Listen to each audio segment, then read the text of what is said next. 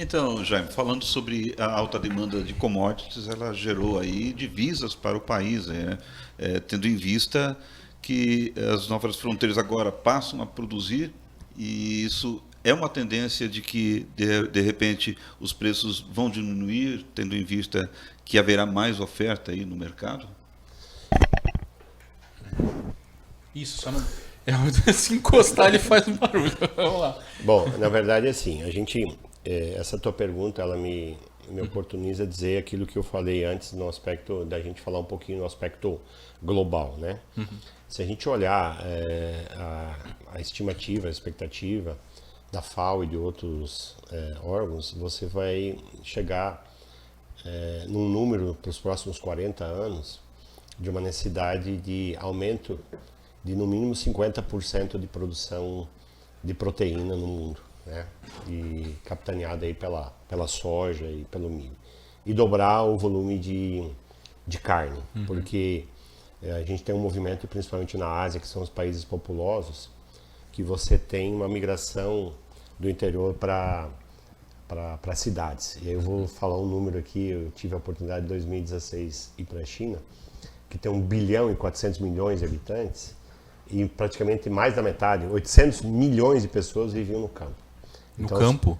Então, só para você ter uma ideia, a China, ela colhe, a produção de milho anual da China é 260, 270 milhões, que é praticamente o somatório da safra brasileira como um todo.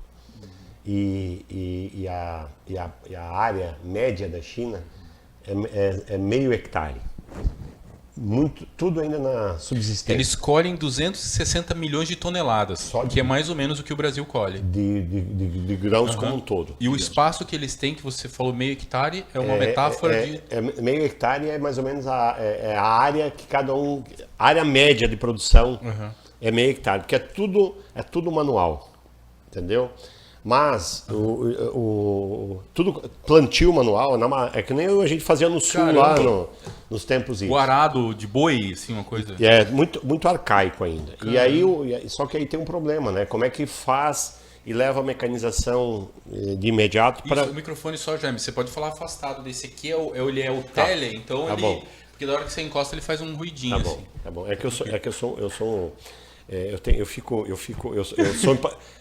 Esse aqui é diferente, entendeu? Todo microfone você tem que falar perto, né? Esse aqui você pode ficar tranquilo. Eu fico gesticulando aqui que um pouco bate. Então, o governo chinês já começou um trabalho há um certo tempo de trazer muita gente do interior dessa região para as cidades, porque as cidades precisam crescer e elas precisam avançar aonde? Aonde tem a região de produção. Isso. Então, a expectativa desse crescimento nos próximos 40 anos... por isso que eu falei de novo quando eu comecei, o Brasil, com a vocação agrícola que o Brasil tem, agrícola, agropecuária, precisaria estar andando a 200 por hora nesse aspecto de visualização dessas oportunidades. Dessa demanda que vai vir. Claro, porque quando você olha para o contexto de onde se produz, você tem a América do Norte, os Estados Unidos, né? Que são Isso que eu ia perguntar, se não for o Brasil, quem? Né? São os grandes produtores. A Europa, pelo clima, produz muito pouco. Né? A China produz e a vocação deles é produzir milho e arroz. Tanto é que eles importam 100 milhões de toneladas de soja. O mundo produz 370, 380 milhões de toneladas de soja. Eles importam 100 milhões. Então 30% do que produz no mundo eles importam. Então, e 93, 94 milhões do Brasil. Mas uma boa parte disso é para alimentar, para fazer proteína animal, não é, seu Jaime? Sim, não, eles fazem a transformação lá para virar carne suína. Só para você ter uma ideia, de cada quilo de carne suína consumida no mundo, meio quilo é na China. Eles comem muita carne suína. Por quê? Porque é o custo. A China é um mundo à parte, entendeu? Porque eles tiveram uma crise de fome gigantesca lá nos anos 70, e aí se estima que morreu entre 25 e 30 milhões de chineses. E aí o que eles fizeram? Eles optaram por comer comida de alta proteína e de valor barato, Então, a gente está muito aquém de carne suína e eu sou suspeito de falar porque nem carne suína eu consigo comer. O pessoal me chama de alemão falsificado, fala que alemão que esse que não come um Eisbein. Que não come um Eisbein. Mas lá eles comem muita carne suína e também se alimentam de algumas iguarias, de algumas coisas exóticas que a gente aqui no nosso paladar não jamais a gente ia comer. Mas a prioridade é o quê? É o teor de proteína. Então, olhando para esse contexto e o crescimento da China e da Índia, e quando você olha para a Índia que o consumo per capita de carne é muito baixo, por conta de ideologia, sim, né? Religião, né? Religião, isso gradativamente ele vai estar se inserindo. A Índia é o grande consumidor de lentilha, de grão de bico, de feijão branco, que é onde eles buscam uma forma de se alimentar. Sim. Mas isso aí é o que aconteceu na China até no início dos anos 2000, final dos anos 90, o consumo de carne na China era muito menor do que é hoje. E gradativamente e a tendência é de que o poder aquisitivo aumente. E aí você faz uma conta. Entre China e Índia, daqui 10 anos, 3 bilhões de pessoas vão estar entre esses dois países. Caramba. E aí o cara aumenta um pouco o poder aquisitivo, é 15 vezes a população no Brasil.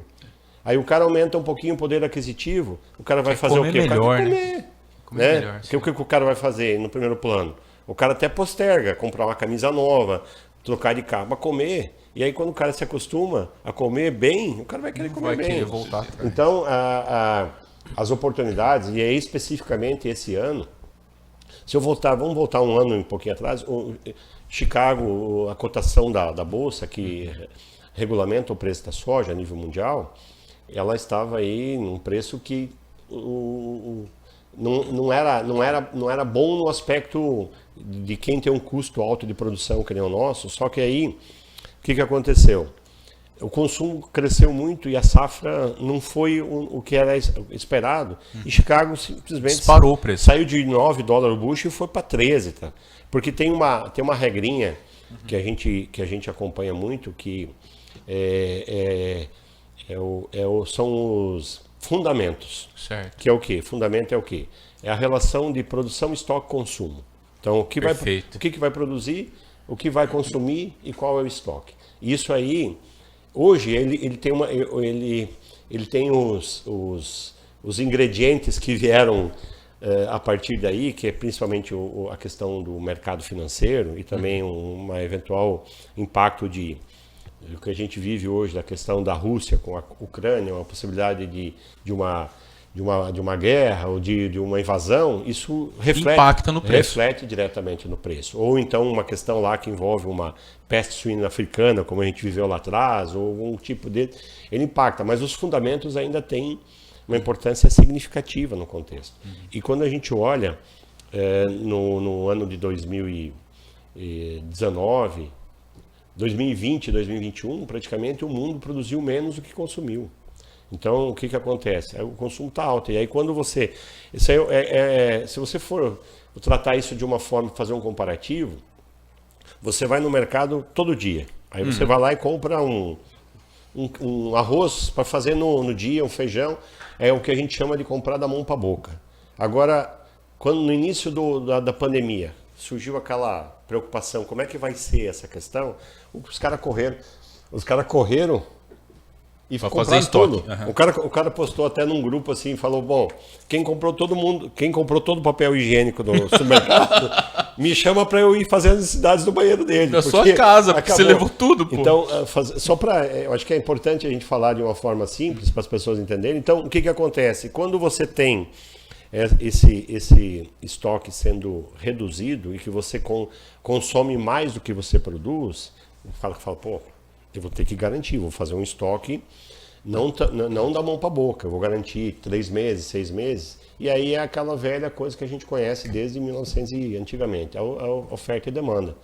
Você buscou mais produto, você pressiona o preço, porque onde é que equilibra a conta?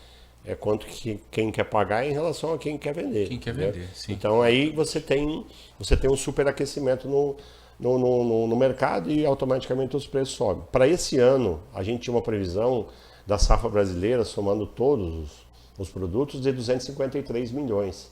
capitaneado pela soja, que a gente tinha um número estimado aí em torno de 142 milhões de toneladas, alguns falavam até em 145, mas a quebra admitida já é de 18 milhões. Então nós vamos ter uma safra muito parecida com a gente teve ano passado, 125, ano passado foi 127 milhões.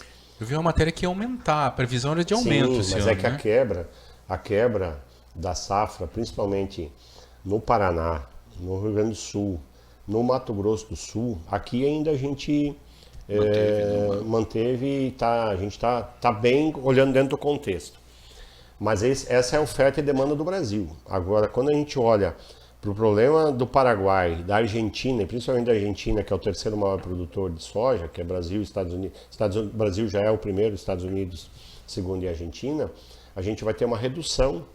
Então, se você pegar hoje a cotação de Chicago, está acima de $14 o bushel. Né? O bushel que você fala são quantos? É uma unidade de medida. Isso. São quantos quilos? É 25,4 quilos é um bushel. Um bushel. Na soja.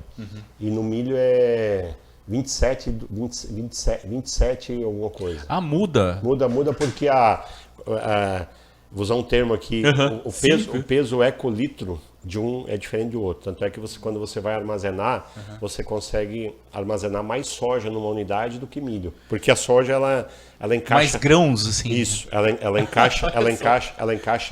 encaixa melhor do que encaixa o milho. Então, tem a diferença do peso, inclusive.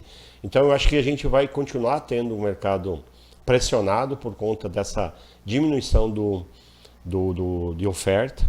E, do outro lado, quem precisa tomar vai se posicionar para continuar tomando. Quer dizer, a previsão, o preço não vai cair.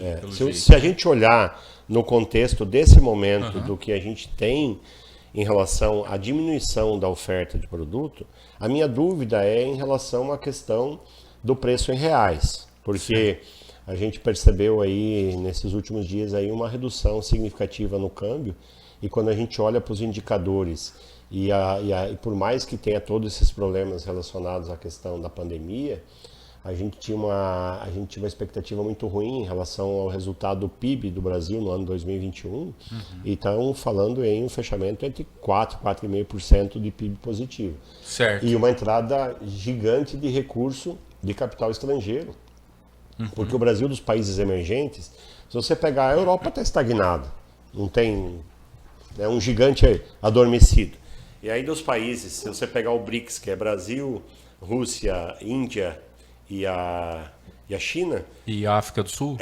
E aí você tem o panorama, por mais que às vezes nós mesmos somos meio que apocalípticos, né, dizendo que nada dá certo aqui no Brasil e tal, o capital estrangeiro voltou com força, e isso faz com que... Qual que é o sinal disso? O sinal disso é a confiança. Se a gente olhar e realmente... Mas a confiança não diminuiria a inflação, perdão, não diminuiria juros? Diminuiria, só que daí essa já é uma outra equação. Se a gente olhar e se realmente o PIB confirmar, o Brasil vai estar entre os 3 melhores PIBs do mundo em 2021, considerando toda a dificuldade, é extremamente positivo. O que a gente tem, e você tem essa entrada gigante de recursos que faz com que tire a pressão em cima da moeda. Você valoriza a tua moeda comparado com as moedas, principalmente até contra o dólar, que é o carro-chefe aí no mundo. Só que do outro lado, você tem uma alta significativa no preço das commodities, que reflete diretamente na cadeia alimentar, né? Em tudo, né? Na ponta final. Isso. A questão de preços, tudo, né?